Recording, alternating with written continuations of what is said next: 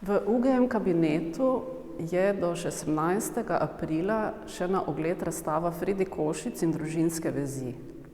Fridi Košic je pravzaprav do zdaj bilo dokaj neznano ime in kar nekaj detektivskega dela je bilo potrebnega, da sem ugotovila, kdo se za tem imenom skriva. Danes vemo, da je Fridi Košic rojena Friderike Malec v Ljubljani v zelo umetniško usmerjeni družini. Z umetnostjo, slikarstvom se je ljubiteljsko ukvarjal že njen dedek, Karl Kastl. Prav tako je bila slikarka, kiparka in miniaturistka tudi njena teta Elza Kastl-Obereigner. Kiparka je bila tudi njena sestrična Charlotte Elisabeth Obereigner, kasneje poročena in je prevzela umetniško ime Liza Hribar, in pa tudi prva hči Karin Vošic se ljubiteljsko ukvarja z kiparstvom. Te 4 ženske iz te družine in umetnice seveda so predstavljene na tej razstavi z manjšim izborom del. Center razstavice je Fredi Košic, ki je predstavljena z 5 slikarskimi deli, ki so se ohranile v javnih zbirkah. Poznamo še dokumentacijo, torej, da je naredila še nekaj del, ampak njeno ustvarjalno slikarsko obdobje pravzaprav sega od konca študija na Münchenski akademiji in do leta 1945, ko je emigrirala v Avstrijo. Tako da gre za kratko obdobje. Ena od teh slik je ženski akt, ki ga je ustvarila leta 1943, torej v času vojne. V tem času je razstavljala z nemško usmerjenimi umetniki. Slika ženski akt je zanimiva tako po motivu, načinu obdelave in pa tudi po enem detajlu, ki ga v sliki uvede. Vidimo golo žensko telo v zelo neki naravni drži, sproščeni drži v okolju narave, nekega parka ali domačega vrta.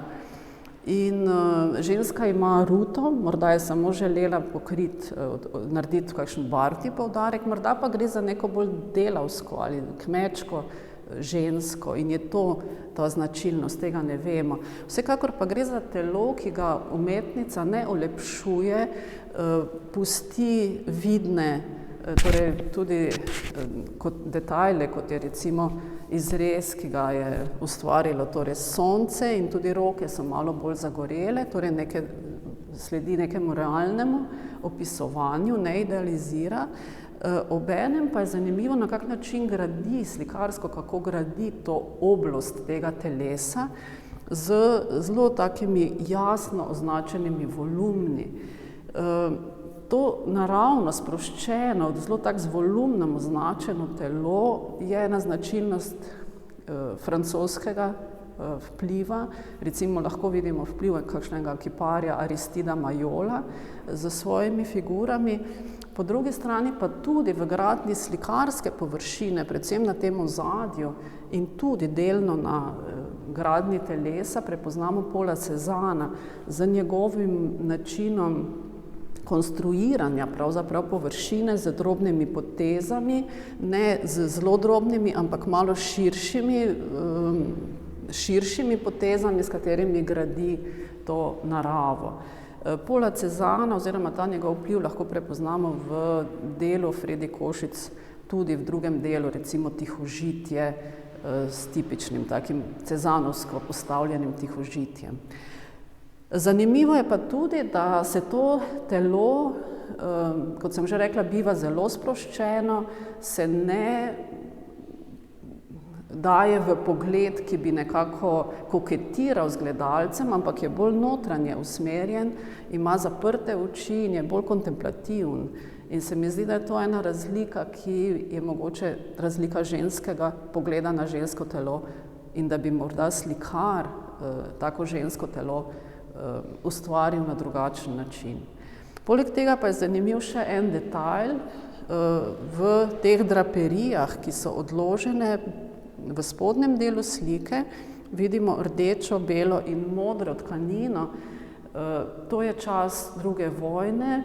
Kot sem rekla, Fredi Košič sicer razstavlja z nemško usmerjenimi, torej z nemškim društvom likovnih umetnikov v Mariboru, leta 1945 emigrira, ampak ta detalj pa morda namigne tudi na neko pripadnost, podporo, idejno, kakršnokoli. Vsekakor tega ne moremo dokazati in ne vemo, ampak na tej sliki bi ga lahko brali tudi na ta način. Torej zelo zanimivo delo, ki kaže, da gre za mlado slikarko na začetku svoje ustvarjalne poti z zelo takim modernistično usmerjenim izrazom. Žal je potem, ko je emigrirala v Avstrijo, morala za preživetje se ukvarjati z restauriranjem, tudi z rezbarjenjem majhnih takih lesenih izdelkov in je slikanje opustila. Razstava je odprta torej še do 16. aprila. Vabim pa na vodstvo po razstavi, to bo zadnjo zaključno vodstvo 15. aprila v soboto ob 11. uri.